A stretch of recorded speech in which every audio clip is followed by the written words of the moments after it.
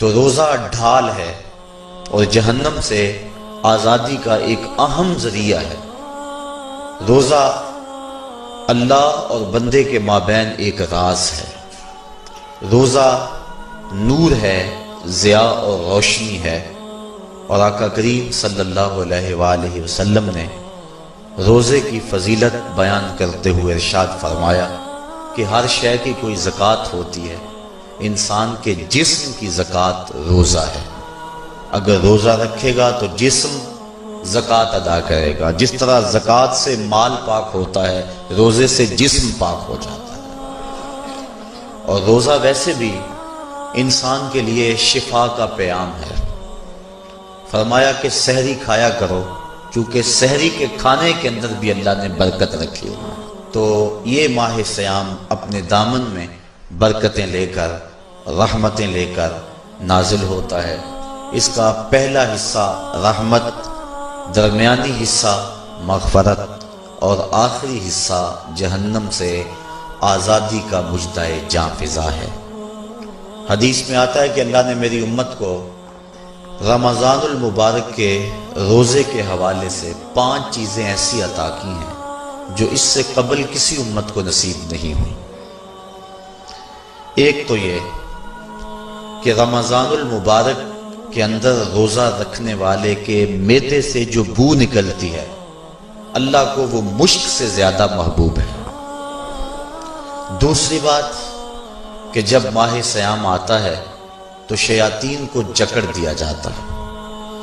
تیسری بات کہ روزے دار جب تک روزے میں رہتا ہے، فرشتے اس کے لیے مغفرت کی دعائیں کرتے رہتے ہیں۔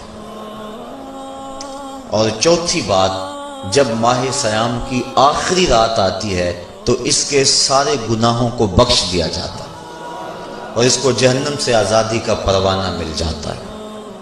بلکہ ایک صحابی نے حضور سے عرض کی کہ آقا کریم، جو یہ جہنم سے آزادی کا پروانہ مومن کو ملتا ہے تو کیا یہ لیلۃ القدر کی رات ہے؟ تو آقا کریم نے فرمایا نہیں، جب مزدور اپنی مزدوری مکمل کرتا ہے، جب اس کی دہاڑی پوری ہو جاتی ہے تو پھر اس کو اس کا مالک کچھ دیتا ہے، تو یہ جو اس کو بخشش اور مغفرت کا مژدہ جاں فضا دیا جاتا ہے، یہ اس کی مزدوری ہے۔ اور فرمایا کہ جو لیلۃ القدر کی برکتیں اس کو حاصل ہوتی ہیں، یہ اس کے علاوہ ہیں۔ اور یہ اللہ تعالیٰ جل شانہ نے خاص کرم نوازی فرمائی بندہ مومن پر کہ اس کو یہ بابرکت رات عطا فرمائی۔ اور 5ویں فضیلت جو اس کو دی گئی روزہ دار کو، اور حضور سے قبل جو امتوں میں لوگ روزے رکھتے تھے، یہ فضیلتیں ان کو نہیں عطا کی گئی۔ جنت کو پورا مومن کے لیے آراستہ و پیراستہ کیا جاتا ہے۔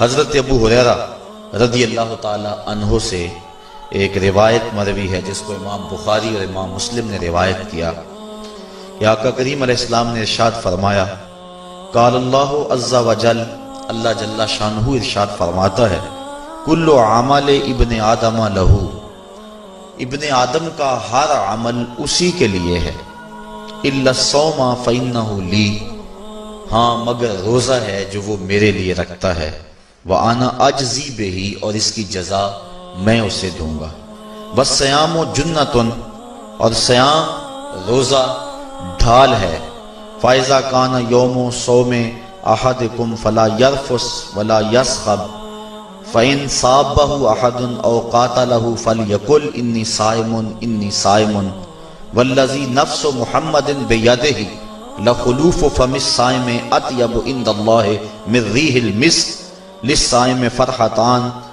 یفرحہما اذا افطر فرح بفطرہ واذا لقی ربہ فرح بصومہ۔ تو فرمایا کہ جب کوئی شخص روزہ رکھتا ہے تو اس کا یہ عمل اللہ کے لیے ہے اور اللہ تعالیٰ اس کی جزا دے گا۔ روزہ ڈھال ہے، جب کوئی شخص روزہ رکھے تو وہ اس کے اندر کوئی اللہ کی نافرمانی نہ کرے، یہاں تک کہ اگر اس کو کوئی شخص گالی بھی دے تو وہ یہ کہے کہ میرا روزہ ہے، میں صائم ہوں، میں نے روزہ رکھا ہوا ہے، یہ کہہ کے لڑنے والے کو، الجھنے والے کو ٹال دے۔ حضور نے ارشاد فرمایا مجھے قسم ہے اس رب کی جس کے قبضے میں محمد کی جان ہے کہ روزہ دار کے معدے سے جو بو نکلتی ہے اللہ کو وہ مسک یعنی کستوری کی خوشبو سے زیادہ محبوب ہے۔ اور روزہ دار کے لیے دو خوشیاں ہیں، ایک خوشی اس کو اس وقت ملتی ہے جب وہ روزہ افطار کرتا ہے، اور دوسری خوشی اس کو اس وقت ملتی ہے جب اس روزے کے صلے میں اسے اپنے رب کا دیدار نصیب ہوگا۔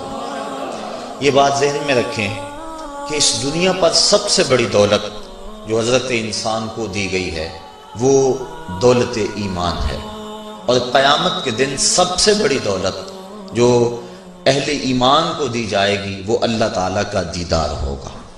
جنت کے حور و قصور، جنت کے محلات، جنت کی اعلی نصب نعمتیں، دنیا کی کوئی دولت اور دنیا کی کوئی نعمت جنت کی کسی نعمت کا مقابلہ نہیں کر سکتی، لیکن جنت والے جنت میں جا کر جس نعمت کو سب سے بڑا سمجھیں گے، اور وہ ہوگی بھی حقیقت میں سب سے بڑی نعمت، ایسی نعمت کہ اس نعمت کے ملنے پہ باقی ساری نعمتوں کو بھول جائیں گے، وہ یہ ہے کہ رب اپنے رخ کرم سے پردہ ہٹا دے گا اور ان کو اپنا دیدار عطا فرما دے گا۔